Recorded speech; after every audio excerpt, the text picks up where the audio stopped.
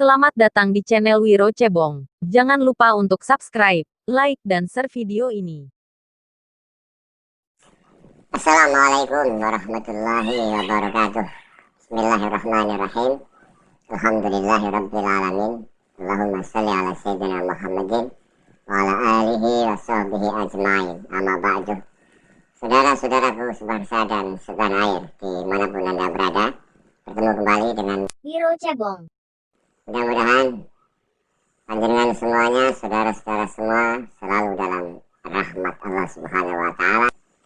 Amin ya rabbal alamin. Nah, di antara beberapa trik atau strategi kaum kacau di dalam menyerang musuh-musuh ideologinya, yang pertama biasanya mereka akan menggunakan strategi menjatuhkan nama baik, menyerang identitasnya, pribadinya dengan berbagai macam hujatan, dengan predikat-predikat buruk, misalkan dengan kata kafir, kata munafik, kata musyrik, PKI, dan lain sebagainya yang diharapkan bisa menjatuhkan nama baik seseorang yang dimusuhinya. Siapapun orang di luar mereka, ketika dianggap sudah tidak bisa sejalan lagi, ketika dianggap sebagai musuh, akan diserang dengan penjatuhan nama baik. Walaupun itu presiden sekalipun, kiai sekalipun, sekali berkiai Said Akil Siraj, sekali berkiai Ma'ruf Amin, akan dikatain munafik, dikatain kafir, dan seterusnya dan seterusnya. Dipanggilnya juga tidak akan pakai nama kiai, tapi pakai si Akil, si Amin, dan seterusnya. Itu memang sudah menjadi salah satu strategi mereka. Jadi jangan kaget ya saudara-saudara ketika mendengar kata-kata hujatan saja dari mereka dengan kata-kata yang kecil itu. Ya itulah jati diri mereka. Itulah kelas kadrun, kelas kadal yang memang selalu ingin memancing permusuhan. Ya, karena mereka menganggap kelompok lain sebagai musuh, maka tidak ada cara lain kita menghadapinya juga harus dengan cara yang sama. Kita anggap musuh aja sekali ya. Nah, beda kalau kemudian mereka berbeda dalam konteks mencari kebenaran. Tetapi tidak, bagi mereka tidak ada kebenaran kecuali kelompoknya sendiri, yang lain dianggap kafir. Itulah ciri pertama kelompok kadal-kadal terkutuk. Ciri yang kedua, mereka akan selalu bersembunyi di balik jubah agama, di balik nama Islam, di dalam melancarkan gerakannya. Jadi kalaupun kemudian ingin mendemo seseorang, ingin mendemo pemerintah, maka akan mengatasnamakan aksi bela Islam, aksi bela agama, aksi bela Rasulullah, dan seterusnya. Sehingga kemudian diharapkan orang-orang yang tidak mau bergabung dengan mereka akan dicap sebagai orang yang tidak mau membela Islam, orang yang tidak mau membela agama, orang yang berlawanan dengan agama, dan seterusnya dan seterusnya. Itu ciri kedua dari kaum kadal. Yang ketiga, ketika kemudian mereka terdesak, ketika mereka terpojok atas argumentasi, atas pendapat yang salah, mereka akan menggunakan jurus air mata buaya, yakni dengan mengatakan sebagai sesama muslim, sebagai saudara seiman. Mereka yang biasanya menghujat, yang biasanya memusuhi, tiba-tiba mengaku saudara agar dikasih iba. Mengapa sesama saudara Islam kok menyerang sesama saudara seiman, sesama muslim kemudian memusuhi? Itu jurus terakhir ketika kadal-kadal ini terpojok atas kekalahan argumentasinya. Sama seperti yang ditujukan kepada Wiro Cebong. dihujat, dicaci maki, mengatakan Wiro Cebong. channel yang munafik, PKI, dan lain sebagainya. Begitu juga ketika kami membuat argumentasi yang tidak bisa dibantah oleh mereka, mereka mengatakan bahwa channel ini channel adu domba, channel mengapa memusuhi sesama Islam, sesama muslim. Gitu. Saya kasih tahu ya, ini para kadal di dalam Islam sangat keras hukumannya kepada kaum pengkhianat. Siapakah itu pengkhianat? Yakni orang-orang dari dalam sendiri, dari keluarga sendiri yang kemudian memusuhi, membuat kerusakan di internal tubuh sendiri, itu namanya pengkhianat. Kalau mereka adalah merasa bagian dari warga negara Indonesia, maka ketika memusuhi negara ini, mereka lah kaum pengkhianat. Maka bagi pengkhianat, walaupun satu keluarga sekalipun, walaupun seagama sekalipun, hukumannya lebih berat. Rasulullah sendiri mengatakan bahwa seandainya putra beliau yang mencuri Sayyidatina Fatimah, maka Rasul sendiri akan memotong tangannya. Artinya apa? Bahwa kezaliman, kesalahan yang dilakukan oleh saudara sendiri, bahkan keluarga sendiri, bahkan anak sendiri, bukan kemudian mentang-mentang satu keluarga, satu saudara ketika berbuat kesalahan kemudian dibela. Tidak bisa, Islam tidak mengajarkan demikian. Islam mengajarkan keadilan, termasuk di dalam penegakan hukum. Ketika kami menyerang kelompok-kelompok ISIS, kelompok-kelompok yang melawan negara, kelompok-kelompok yang selalu menggelorkan khilafah Islamiyah, menentang ideologi Pancasila, menentang negara kesatuan Republik Indonesia, walaupun kalian adalah mengaku Islam, maka akan kami serang, karena Anda adalah pengkhianat bangsa yang mengkhianati kesepakatan para pendiri bangsa yang telah selesai di dalam membahas dasar negara dan Undang-Undang Dasar 45, termasuk juga bentuk negara ini sudah selesai. Jangan kalian mencoba untuk mengutik-utiknya lagi. Jangan ini diubah menjadi NKRI bersyariah, apalagi kemudian akan digiring menjadi khilafah Islamiyah. Jangankan kalau hanya saudara seiman, sama agama, keluarga sendiri pun kalau menjadi pengkhianat, maka hukumnya harus dilawan, harus dipenjara. Gitu Drone, kalau ingin paham mengapa kami keras, karena ya itu lagi, karena sikap-sikap pengkhianat yang ada pada mereka. Nah, kelompok kadal ini akan terus membuat huru hara di negara ini. Oleh karena itulah, dengan bahasa-bahasa dan sentimen-sentimen agama sebagai ciri khas mereka, seperti yang tadi saya jelaskan. Jangan pernah lengah, jangan pernah kasih kesempatan mereka, jangan pernah berkompromi dengan para perampok. Perampok bukan untuk diajak kompromi, perampok seharusnya ditangkap dan dipenjarakan. Wallahul muwaffiq ila aqwamit thoriq. Assalamualaikum. Seluruh elemen bangsa untuk menjadarkan pemerintah dan aparat di seluruh jenjang tingkatan agar tidak mengasingkan dan memarjinalkan umat Islam di NKRI ini. Kalau memang ulama atau umat itu ditekan, tidak mungkin dia akan bisa keliling dari satu tempat ke tempat lain. Tidak mungkin dia akan bebas menyuarakan, masuk TV kemana-mana. Itu sama dengan orang yang kena mangan pelalah. Dia makan pelalah sate, makan sampai bekas bumbu sate masih ada di mulutnya, lalu dia bilang, susah zaman Pak Jokowi ini kita tidak dapat makan.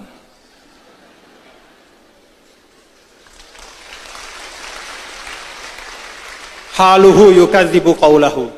Dia sendiri bebas kemana-mana, muncul di TV, di media sosial, segala macam pengajiannya di mana-mana, diundang di mana-mana, pergi dari satu kota ke tempat lain. Sekarang dia menikmati itu. Lalu dia teriak-teriak, kita digencet apanya Pak? Tidak ada negara mayoritas muslim di dunia ini yang berislamnya sebebas di Indonesia. Apakah misalnya di Turki, bapak-bapak, ibu-ibu bisa bayangkan ada tablik akbar di tengah jalan? Pergi ke Saudi buat tablik akbar, majelis pengajian di masjid-masjid, bisa? Apakah di negara-negara lain, di Mesir, di Arab Saudi, di Turki, di negara-negara Islam yang maju, yang dianggap sebagai contoh-contoh, ada orang bisa naik menjadi khotib tanpa ada surat resmi izin dari pemerintah? Tidak bisa. Di Mesir kalau naik mimbar tanpa ada izin resmi dari Kementerian Auqaf, turun lagi. Tidak bisa. Di Indonesia saja, siapapun yang takmir masjidnya minta jadi khotib, naik dia khutbah. Kadang-kadang khutbahnya bukan membuat orang tenang, membuat orang resah dan gelisah. Itu bebasnya di Indonesia. Majelis-majelis taklim, ya Allah, Dulu pernah saya menemani tamu dari Mesir. Begitu lewat di Jakarta, ada besar pelang tentang pengajian dari seorang tokoh. Bertanya, ini siapa? Oh, pengajian, Syekh. Pengajian apa? Saya sampaikan, oh, pengajian begini. Tempatnya di mana? Ya, di masjid. Bagaimana caranya? Ya, dibuatkan terop, bahkan sampai jalan. Dia noleh kepada saya. Pengajian di tengah jalan? Noleh kepada saya. Tidak mungkin terjadi di mana-mana. Polisi ikut mengamankan, lalu lintas dialihkan. Itulah bebasnya kita berislam di Indonesia.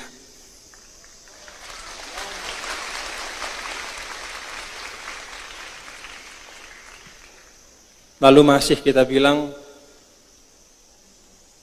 kriminalisasi. Bahwa ada hal-hal yang perlu disempurnakan, iya.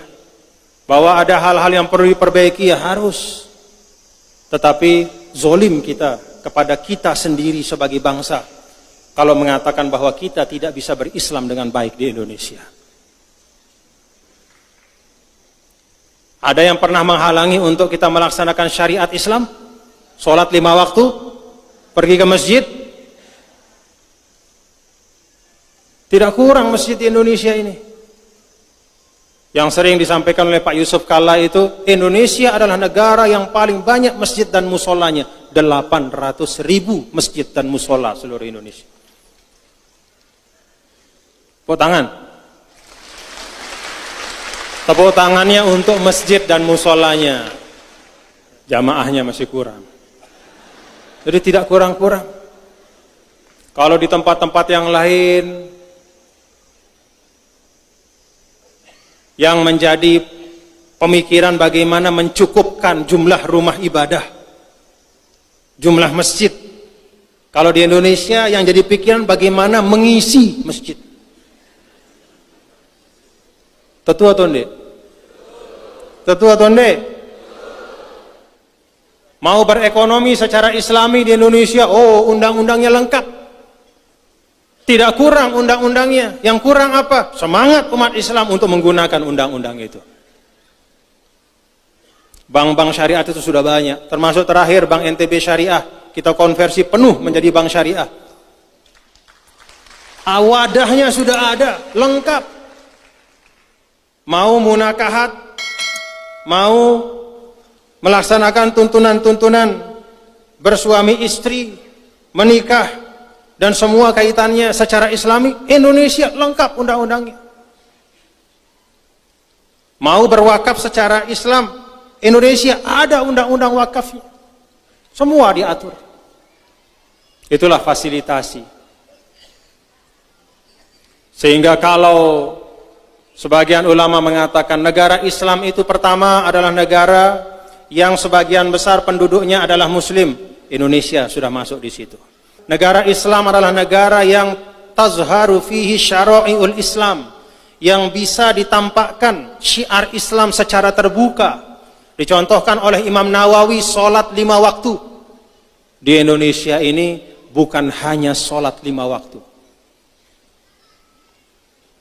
Sholat-sholat sunnahnya pun bisa secara terbuka. Banyak majelis-majelis tahajud bersama. Bahkan tidak seperti yang ada di Saudi, di Mesir, dan negara-negara yang lain, bahwa loudspeaker masjid itu hanya berbunyi ketika azan. Di Indonesia tidak sedikit loudspeaker yang sudah bunyi setengah jam sebelum azan. Walaupun di situ tidak ada orang ya. Nyala loudspeaker. Ngaji panjang, habis itu panjang. Di mana mau lihat? Pergi ke Turki, coba dengar di situ. Ada enggak? Sebelum sholat itu ada ngaji 10 menit, setelah sholat ada ngaji? Enggak ada. Ada enggak majelis taklim yang menggunakan speaker masjid? Setelah misalnya zuhur kemudian pakai speaker pengajian, atau setelah maghrib di Turki, di Mesir, di Saudi, ada enggak? Kalaupun pengajian itu ada, dia pakai speaker dalam, tidak menggunakan speaker luar. Jadi jangan termakan oleh hasutan bahwa di Indonesia ini kita berislam susah. Tidak. Ruangnya sangat lebar. Kesempatannya sangat luas. Bahkan kita sendiri yang sering tidak mampu menggunakan kesempatan dan ruang itu. Secara khusus, sering dicontohkan dengan Al-Ustadz Al-Habib Muhammad Rizik Syihab. Beliau ini seorang da'i besar. Saya ingat terakhir saya bersama beliau di Darul Habib, namanya pondok pesantren di Sukabumi, pada waktu acara, kalau tidak salah, Isra dan Mi'raj Nabi besar Muhammad sallallahu alaihi wasallam. Itu Habib Naufal Al-Kaf, pimpinan pondok itu mengundang saya, dan kebetulan mengundang beliau juga ternyata. Dan kami baca kitab bergiliran. Saya baca kitab Manaqib salah seorang habaib. Lalu setelah saya baca, Habib Rizik menyambung dengan bacaan. Beliau seorang dai, tokoh.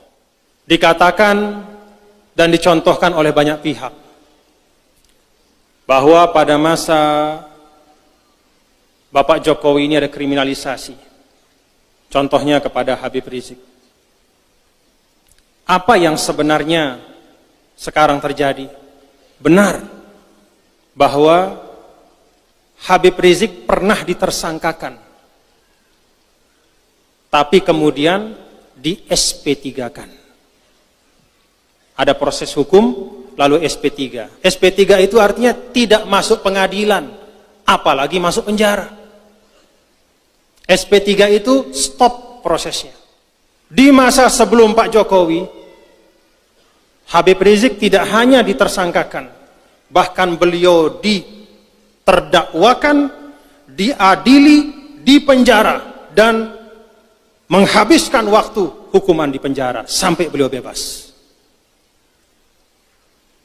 Kenapa pada waktu itu